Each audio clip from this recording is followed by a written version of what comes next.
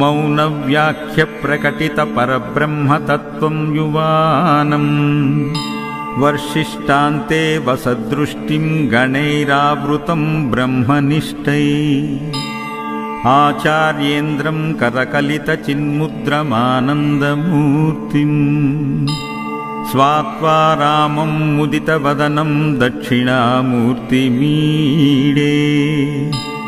विश्वं दर्पणदृश्यमाननगरीतुल्यं निजान्तर्गतम् पश्यन्नात्मनि मायाया बहिरिवोद्भूतं यथा निद्रया यः साक्षात् कुरुते प्रबोधसमये स्वात्मानमेवाद्वयम् तस्मै श्रीगुरुमूर्तये नमः इदं श्रीदक्षिणामूर्तये बीजस्यान्तरिवाङ्कुरो जगदिदं प्राज्ञिर्विकल्पं पुनः मायाकल्पितदेशकालकलना वैचित्रचित्रीकृतम् मायावीव विजृम्भयत्यपि महायोगी वयश्चेच्छया तस्मै श्रीगुरुमूर्तये नमम्यिदं श्रीदक्षिणामूर्तये यस्तैव स्फुरणं सदात्मकं मसत्कल्पार्धकं भासते साक्षात् तत्त्वमसीति वदवचसा यो बोधयत्राश्रितान् यत्साक्षात्कारणात् भवेन् पुनरावृत्तिर्भवाम्भोनिधौ तस्मै श्रीगुरुमूर्तये नमः इदं श्रीदक्षिणामूर्तये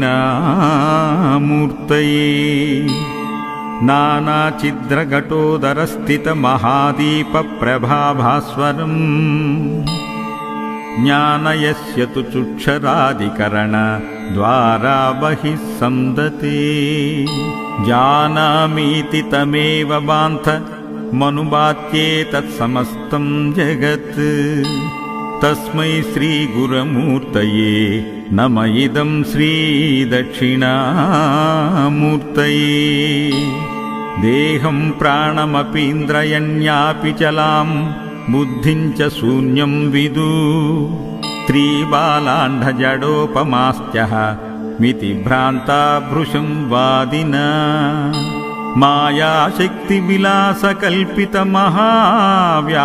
मायाशक्तिविलासकल्पितमहाव्यामोहसंहारिणे तस्मै श्रीगुरुमूर्तये नमः इदं श्रीदक्षिणामूर्तये राहुग्रस्तदिवाकरेन्दुसदृशो मायासमाच्छादनात् सन्मात्रकरुणोपसंहरणतो यो भूत्सुषुप्तपुमान् जागृत्यप्नमिति प्रबोधसमये यः प्रत्यभिज्ञायते तस्मै श्रीगुरुमूर्तये नमः इदं श्रीदक्षिणामूर्तये बाल्यादिष्वपि जाग्रदादिषु तदा सर्वास्वस्थास्वपि व्यावृत्तास्वनुवर्तमानमिहमित्यन्तस्फुरन्तं सदा स्मात्मानं प्रकटीकरोति भजतां यो भद्रया मुद्रया तस्मै श्रीगुरुमूर्तये नमः इदं श्रीदक्षिणामूर्तये विश्वं पश्यति कार्यकारणतया स्वस्वामि सम्बन्धता शिष्याचार्यतया तदैव पितृपुत्राद्यात्मना वेदते स्वप्ने जाग्रति वायु एष पुरुषो माया परिभ्रामिता तस्मै श्रीगुरुमूर्तये नमः इदं श्रीदक्षिणामूर्तये भूरम्भास्यनलो नीलोऽम्बरमहर्नादो हिमांशु पुमा नित्या भाति चराचरात्मकमिदं यस्त्वैव मूर्त्याष्टकम् नान्यत् किञ्चन विद्यते विमृशतां यस्मात् परस्माद्विभो तस्मै श्रीगुरमूर्तये नम इदं श्रीदक्षिणामूर्तये। सर्वात्मत्वमिति स्फुटीकृतमिदं यस्मादमुष्मिंस्तवे तेनास्य श्रवणात् तदर्था मनन्नाद्यानाञ्च संकीर्तनात्। सर्वात्मत्वमहाविभूतिसहितं स्वाद्वीश्वरत्वं स्वत्वसिद्धतेत्।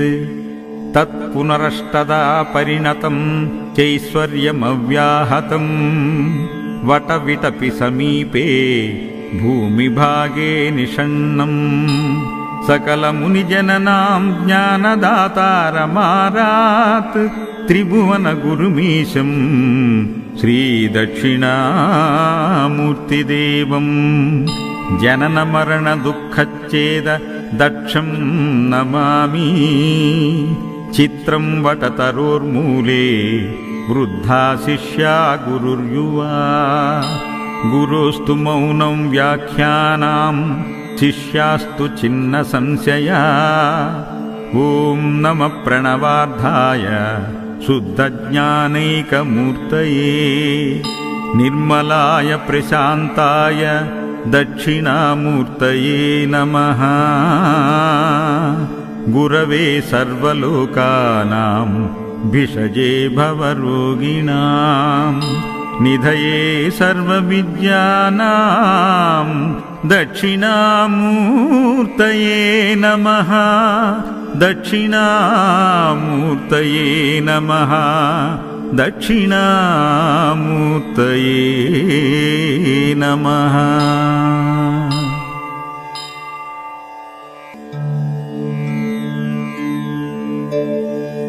मौनव्याख्यप्रकटितपरब्रह्मतत्त्वं युवानम् वर्षिष्टान्ते वसदृष्टिं गणैरावृतं ब्रह्मनिष्ठैः। आचार्येन्द्रं करकलितचिन्मुद्रमानन्दमूर्तिम् स्वात्वा रामं मुदितवदनं दक्षिणामूर्तिमीडे।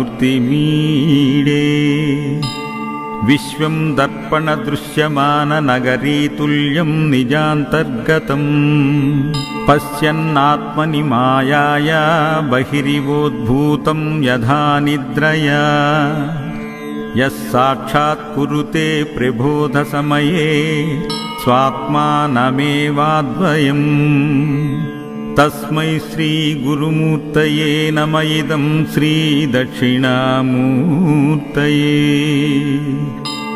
बीजस्यान्तरिवाङ्कुरो जगदिदं प्राज्ञिर्विकल्पं पुनः मायाकल्पितदेशकालकलना वैचित्रचित्रीकृतम्। मायावीव विजृम्भयत्यपि महायोगी वयश्चेच्छया। तस्मै श्रीगुरुमूर्तये नमं इदं श्रीदक्षिणामूर्तये।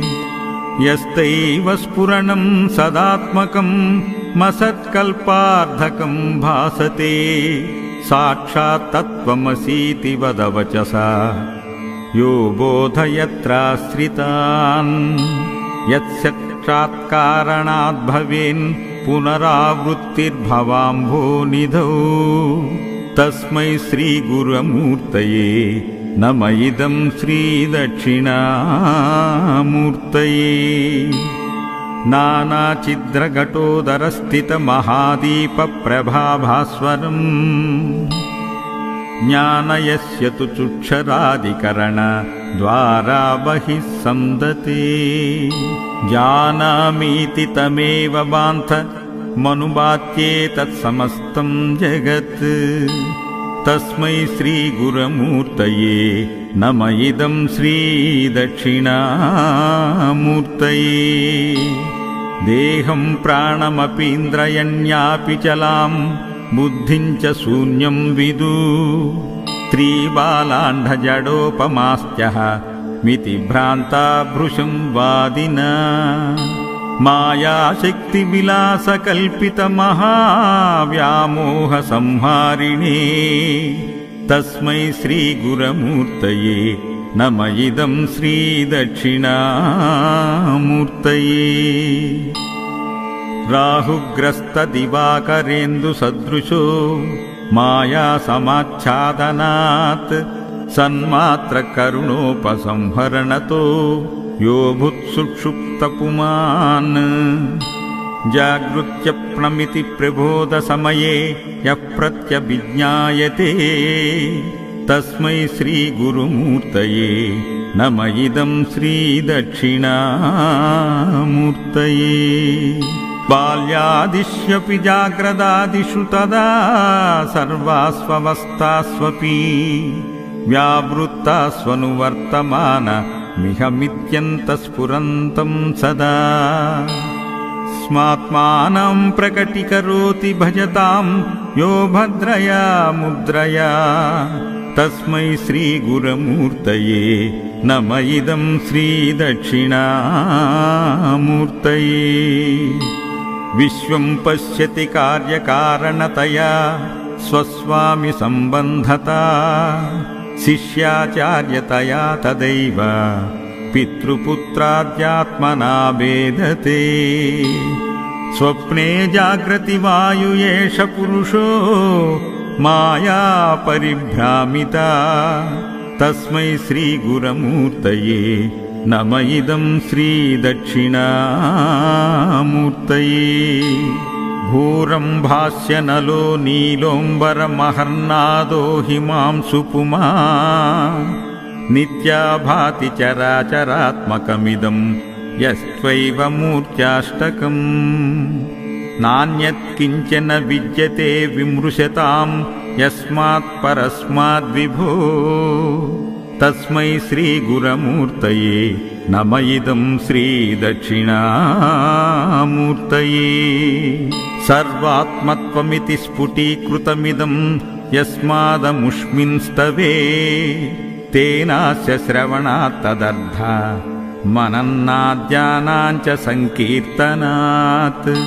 సర్వాత్మత్వమహావిభూతి సహితం స్వాద్వీశ్వరత్వం స్వత్వసిద్ధతేత్. తత్పునరష్టదా పరిణతం చైశ్వర్యమవ్యాహతం వటవిటపి సమీపే భూమిభాగే నిషణ్ణం. సకలమునిజననాం జ్ఞానదాతారమారాత్ త్రిభువన గురుమీశం శ్రీదక్షిణామూర్తిదేవం. జనన మరణ దుఃఖచ్ఛేద దక్షం నమామి. చిత్రం వటతరోర్మూలే వృద్ధా శిష్యా గురుర్యువా. గురోస్తు మౌనం వ్యాఖ్యానాం శిష్యాస్తు చిన్న సంశయా. ఓం నమ ప్రణవార్థాయ శుద్ధజ్ఞానైకమూర్తయే నిర్మలాయ ప్రశాంతాయ దక్షిణామూర్తయే నమః. గురవే సర్వలోకానాం భిషజే భవరోగిణాం నిధయే సర్వవిద్యానాం దక్షిణామూర్తయే నమః. దక్షిణామూర్తయే నమః. దక్షిణామూర్తయే నమః.